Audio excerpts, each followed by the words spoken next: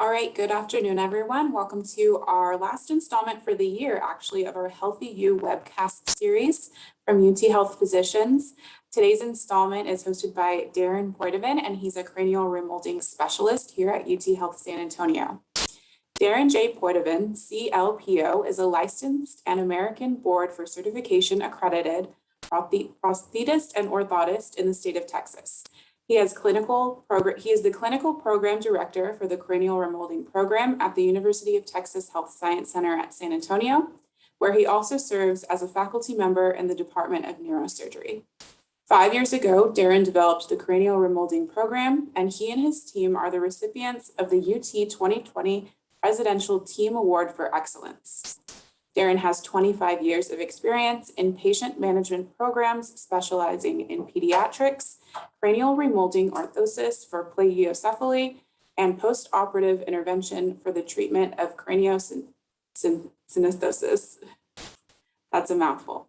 In addition, Darren has instructed on post-operative cranial remolding treatment for the endoscopic treatment of craniosynostosis, sponsored by the University of Texas Health Science Center at San Antonio Department of Neurosurgery. So welcome, Darren. Thank you for hosting us today. And thank you to all our attendees. And we're ready to go ahead and get started.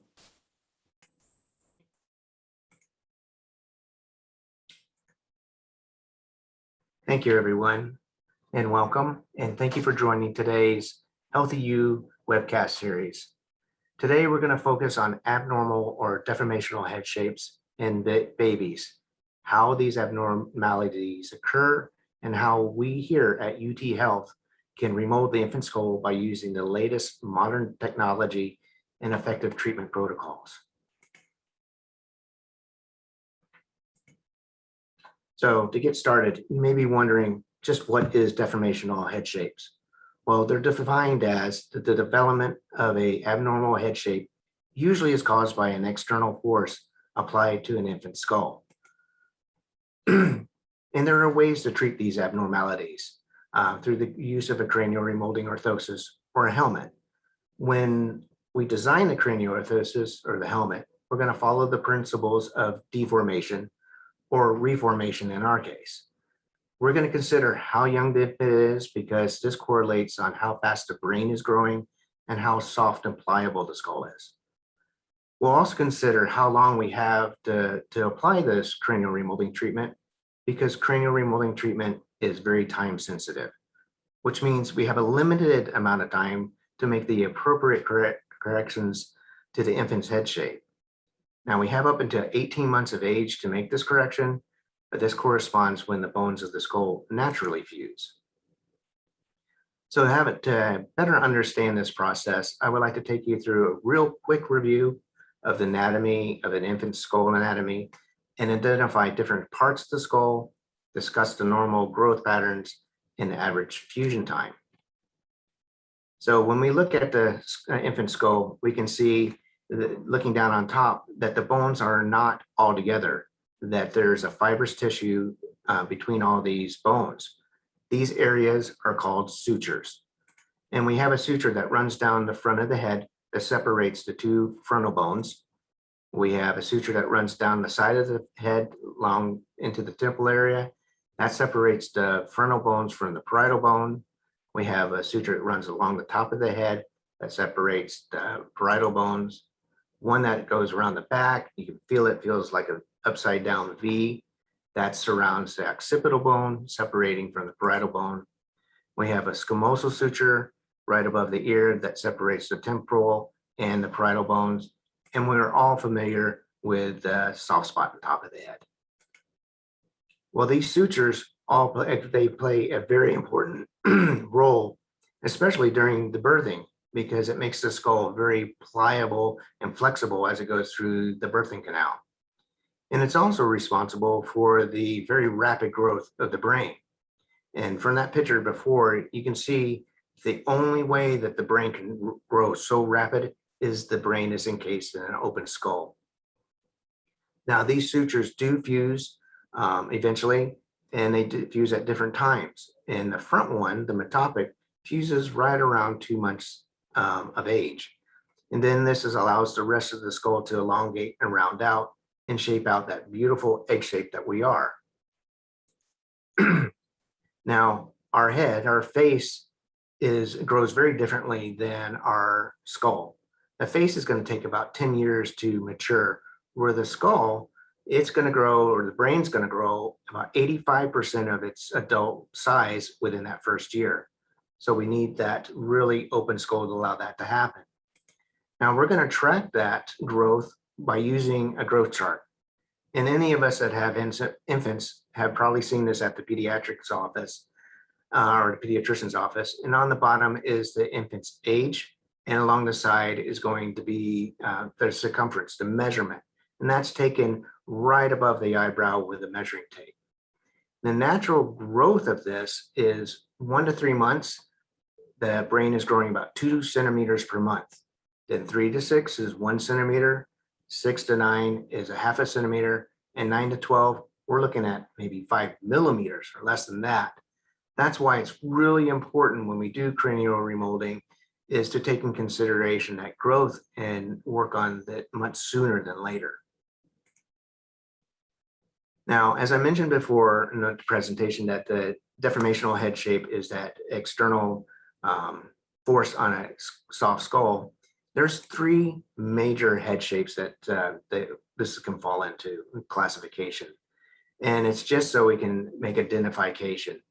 So when a patient is diagnosed with plagiocephaly, all that means is plagio means a skewing or an oblique head shape. And brachycephaly is short and squatty. And dolichocephaly or scaphocephaly means long bowed head. So when I get a script from a doctor, it will probably more than likely just say plagiocephaly because they don't want to go into all the other details. But this is the 3 basic major head shapes. And when we have plagiocephaly, a lot of parents will come in and they'll talk about their child has a real flatness on one side. Some will even notice that it's bulging on the front. When we evaluate from the top, we'll notice that the head shape is not round anymore. It's skewed and actually looks like a parallelogram. On this sample here, example, we can see that flat rightness on the back right side. And because of those sutures being open and it's a free floating skull, it's like a chain reaction. The back is going to push on the bone in front, it's going to move forward. So what actually happens is in this example, we can see that flatness on the back right, it's moved the ear forward, and the forehead is really bulging on that one side. Well, the left side is really flattened out and it goes right into the temple area. So when I look at the patient directly on, I notice that because of that flatness, the eyebrow will be down and back a little bit. And also because of that flatness on the right side, it's going to be pushed forward. It actually, some of it comes over the top. So it's going to be higher on that right side. I'm going to evaluate the severity of this by taking a cross measurement on the top of the head. And that's going to tell me the severity. And I'm going to go over that in the next few slides. Just some trivia. This is more prominent in boys. And I'm going to see more flatness on the right side than I do on the left. Now, when it comes to brachycephaly, that's a short and squatty head shape. We're looking at disproportions. So what I'm going to do to evaluate this is I'm going to take the head width divided by the head length times 100. And that's going to give me a ratio. So if you think of a circle and you take those measurements, those are actually the same. So that's going to be 100%. So that gives us a base to think about. Well, our heads are not round, they're egg-shaped. So they're longer than they are wide. So our ratio ought to be right around 78 to 83%. So when the head ratio is higher than 90, that's a concern. And I will do those diagonal measurements on the head because a lot of time nature isn't perfect. So there's going to be a little bit more flatness on one side than the other. So I'll check that severity as well. When it comes to dolichocephaly or scaphocephaly, that's going to be a disproportionate head shape as well, but it's going to be long and narrow. And I'm going to see this a lot in my premature babies because of the fact that the head hasn't had the chance to fully develop the full 40 weeks. So the head is very pliable, and a lot of these babies are going to be in the NICU or the neonatal intensive care or newborn intensive care, where they're going to be hooked up with monitors. And the health care workers are going to be placing the child on its side, going back and forth, and it just elongates the head. And then when the parents come to the NICU and watch this, they'll go home and mimic this, and it just perpetuates the problem. Also, a lot of our breech babies will have this narrow presentation. So when we come to the causes and the prevention, the causes, we're going to look at the restrictive positioning in the uterus, especially in new mom, where the uterus hasn't had the chance to stretch out. That's very limited space. And then you throw a couple more babies in there at the same time, they're fighting for a good real estate inside there. So all these babies will be crowded. One may be sitting on the other one's head. So multiple births, having during birth, having forceps or suction is putting external forces on the skull, and that can sometimes cause initial flattening. Cervical abnormalities in the mother, there are some conditions that really make the uterus even smaller, making it the space inside even tighter. And then we have the sleeping and sustaining positions. Like the picture here, we have the carrier seat, the bouncy seat, the toys on the back. We did a real good job with back to sleep program, because that did reduce the sudden infant death syndrome situation, but it did promote a lot of head shapes. The other part of that story is to be tummy time to play or supervised tummy time. Another condition, there's a neck tightness called torticollis, and that will cause a tilt and rotation. And that's of that sample of that child in the picture there. Now, when it comes to prevention, this is a real hard thing, because sometimes it just happens. When the baby's going through the birthing canal, it's going to have a certain flattening to it, and it's in a growth pattern. I certainly think that there's a need for increased tummy time, and I support that, and I support with any work with the physical therapist. When we talk about repositioning, if the baby is looking to one side more, for example, if they were looking to the right more, I would put their bassinet or crib on my right side, so it would force them to look to the right. But if there's an indication, or there's times where the baby will not be able to look to the left, it's just too tight, that's when I would strongly recommend that the pediatrician would send a referral to have for a physical therapist evaluation. Now, when it comes to the treatment, a couple of things that I think it's important to know, that this is an FDA approved medical device. So the FDA is really into this. They're not going to let us just put anything on a child's head. And I would recommend it on an infant that's diagnosed with moderate to severe head shapes. And the Congress of Neurosurgeons give us guidelines, and it's also been endorsed by the American Association of Neurological Surgeons. There's always the question on reconstructive to cosmetic. The American Medical Association says cosmetic procedure is performed to reshape a normal structure of the body in order to improve the appearance or self-esteem. Where reconstruction is when you perform on an abnormal shape of the body caused by some deformational abnormality, and you're bringing it back to norm. I will say that there are some insurances that really support this, which is helpful.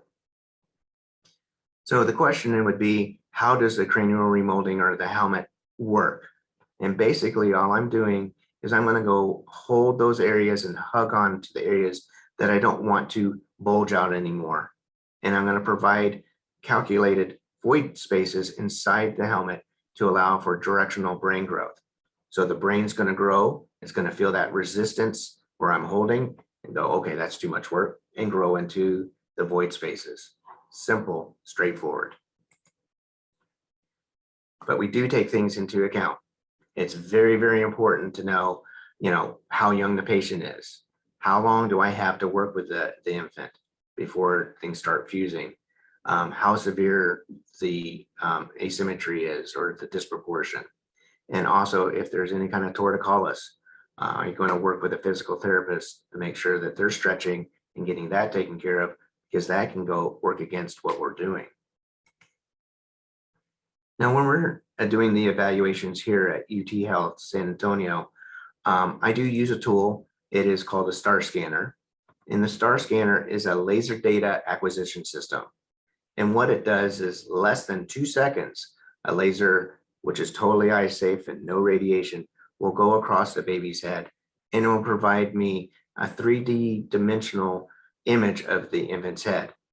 Now I will use this for my evaluation, for the fabrication of the helmet, and throughout the treatment. We'll do comparisons to see how the patient is changing. So here's an example, less than 2 seconds, the baby was laid down and the laser goes across. That's how quick it is. Simple, quick, and easy. So the information that I'm trying to get from this is I need the circumference. Again, that tells me where they are on the growth scale, how fast they are growing. And that's really important for me, because when I'm evaluating that, anything that's less than 6 millimeters is going to be considered within normal limits, because we all have some asymmetry, but as long as it's less than 6, we're okay. Anything that's 6 to 9 millimeters, that's going to be considered mild. And then 9 to 14 millimeters is going to be moderate, and anything over 14 millimeters is severe. And there's those diagonal measurements that I was talking about. I'm going to take those measurements, look at the difference, and it provides me where we are in our scale. Also, I'm going to look at disproportions. I need to know that the length, the width, the measurement of the length, I divide those two and multiply by 100. I'm going to be looking for my norm, 78 to 83. And then I'm going to evaluate, is that going to be more disproportionate on a brachycephaly side, or is it going to be more a dolichocephaly side, longer or squatting? Take those in consideration. So here's a printout that I get a report from the computer on the system. And this is a cross section, which is taken right above the eyebrow. So it's a cross section, it's the actual size and shape of the patient's head. And here's a comparison. And what I've done is highlighted things for you. There's the length, the width divided by length, and that cephalic ratio, or that disproportion, was 98.7. So that's pretty high. And then when I look at the asymmetry, those cross measurements, the patient was at 14 millimeters. Now, typically I get asked, how long does it take to do cranial remolding? Typically, I need about 30 millimeters of brain growth to have the brain grow and reshape the skull. That takes on an average 3 to 5 months. So looking at this patient, I was looking at the dates on the top. There's 4 months of growth to grow that 30 millimeters. So that fell right where we wanted to happen. And here is a 3-dimensional picture. This really helps the parents to be objective when they're looking at their infant. This is also a nice report that I sent to the pediatricians showing where we started and how we finished. Now, who's the appropriate candidate? Who should I see? Personally, I would like to see every parent's infant that is concerned about their head shape. But I strongly recommend that the first thing they do is they go talk to their pediatrician, express their concerns, and if the pediatrician feels that there's a need, they'll send us a script, and then it will say, evaluate and treat. Now, depending on their age, like I said, I like getting them young. So if I get them under 3 months of age, I love that, because that gives us an opportunity to support the pediatrician and or the therapist, if they're in therapy, on repositioning and stretching. Gives them a baseline. I give them all that information from the report, and they can have that as we move forward. And if they're super young, I'll see them back in about 4 to 6 weeks, and I'll have something to compare against. A lot of the insurance like at least 2 months of repositioning. This helps me document that, and that's there too. The ideal time for cranial remolding is between 4 and 6 months of age. And the reason that is because, again, they have real fast brain growth and a real pliable skull. So this works to our advantage. And that does give the natural time for it to correct on its own, if it's going to. I rarely recommend after 12 months of age because of the real slow growth and the skull is getting harder. But I do have until 18 months. So if I do this, I really have a strong, clear conversation with the parents to understand what the expectations are, because I don't want them to think that if they're 14 millimeters that they're going to get down to 2 at that age. It's a lot harder. Compliance is a must. They have to wear it 23 hours a day. You're going to take it off throughout the day for cleaning, but the brain grows 24 hours a day. Again, I need 30 millimeters of directed brain growth. If they're taking it off throughout the day, we're not going to get the results they're looking for. And then I'm going to do follow-ups every 2 to 3 weeks because of the void space and direction. I'm always making sure that I have space for them to grow into that. Again, the average time is about 3 to 5 months. Okay, I know that was a lot of information really fast. This last picture I wanted to share with you. Beautiful little girl. Yes, she was crowned Baby Miss America. But the most important thing was the compliance out of the mother. She was insistent, even at the pageant, that she wear that helmet. And that's the greatest message, that she accepted. It wasn't a stigma of bad. It was the acceptance of who she was at that point in time. So again, thank you so much for allowing me to share this information. I do have some questions that I want to go through. I didn't see any other pop up, but I will double check. Let me see. I do have a question from Lynn, and she says, when is it too late to consider reshaping? Again, the older they are, the less great results we're going to get. So again, I like to get them in between 4 and 6 months. 12 months, really slowing down. 18 months, I can't do anything because the skull is fused. So that's definitely absolutely too late. I have a question from Veronica M. What happens if the issue is not corrected in the infant? Good question. There's a lot of articles about this. There is some that talk about developmental delay. However, that article speaks of real severe asymmetry. So I don't really use that as a scare tactic for parents. I believe that there's still needed studies on that. To me, it's more a head shape. And if a family member is concerned about the head shape, I know that's something I can take care of. Grant has a question. What is the desired time frame for head shape to be corrected? Again, 4 to 6 months, perfect timing. For Veronica G, does having a flat head cause any developmental delay? Again, I don't, like, there is that study. I haven't seen it. I've had some therapists suggest that maybe there is. Again, continued studies are needed. Rebecca, does insurance cover this type of therapy? Yes, most major insurances will cover the cranioorthosis, but I would check with your individual insurance company, because sometimes it's the DME portion of it. And then Mary, what are some of the success stories we have? I suggest that you go to our Facebook page, Cranial Remolding, or UT Cranial Remolding. We have a lot of families that give their testimony. Our results are great. I'm very proud of what we do at UT. Our protocols are very strict. We're world renowned. We have patients that come from all over, from different countries. Josh, does the infant feel the reshaping? No, because it is so slow. It is not to hurt them. If it did, I wouldn't be working for UT. It is just a soft holding. The brain's going to feel that. It's not much pressure at all. It's just touching, and the brain's going to just redirect. And the foam that I use on the inside is a compressible foam. Philip, does the treatment vary depending on a child's age? It's the same treatment. It's just, what kind of results are we going to get?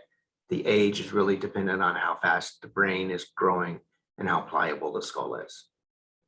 And Michelle, can some abnormal head shapes rat on their own?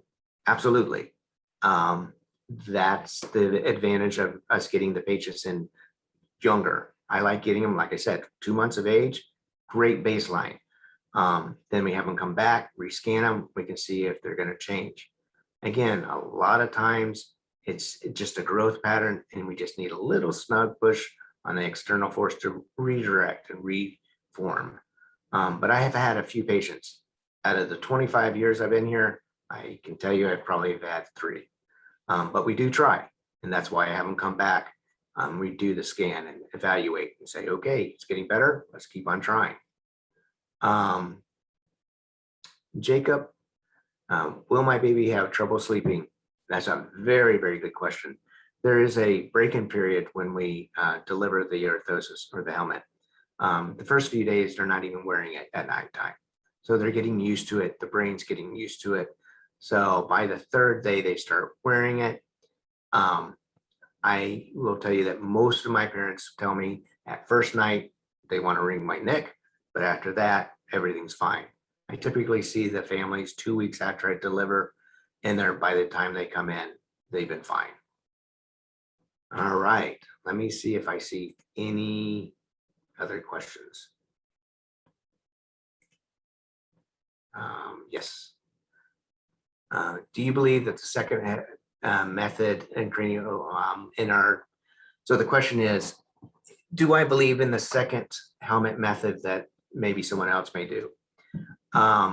There are times that a second helmet is needed, especially in our really disproportionate head shapes. I will say that if I get a patient that's at 110 disproportion, that means that their head is much, much wider than their length. I can usually get about 10% correction out of the helmet that I have. Now, there are some modifications that I put in there to help get me a little bit more, but we're talking about wanting to get 110 down to below 90.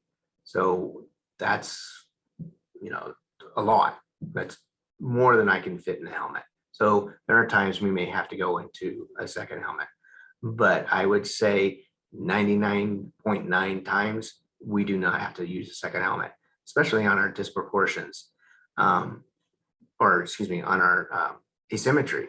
Now, when I get a baby that their asymmetry is above 22, I do, during the evaluation, talk to the parents and tell them and let them know up front, we might have to do a second one, but we're going to go through and do our very best to get down below 6 millimeters. But that is a lot to correct in one helmet. But I would say that the majority of our patients are done in one helmet. Okay. I don't see any other questions. Again, I want to thank you so much for allowing me to share this information. We did have a giveaway today. So we have great. Hey, we have a giveaway winner, and it is Kathy Kindernich. Hopefully I said that right. I'm so sorry. It's like my last name, Poidevin. So again, I want to thank you very much for the time. If you have additional questions, please reach out to UT Health. We've got our website and the Facebook page. So thank you very much. Have a great day.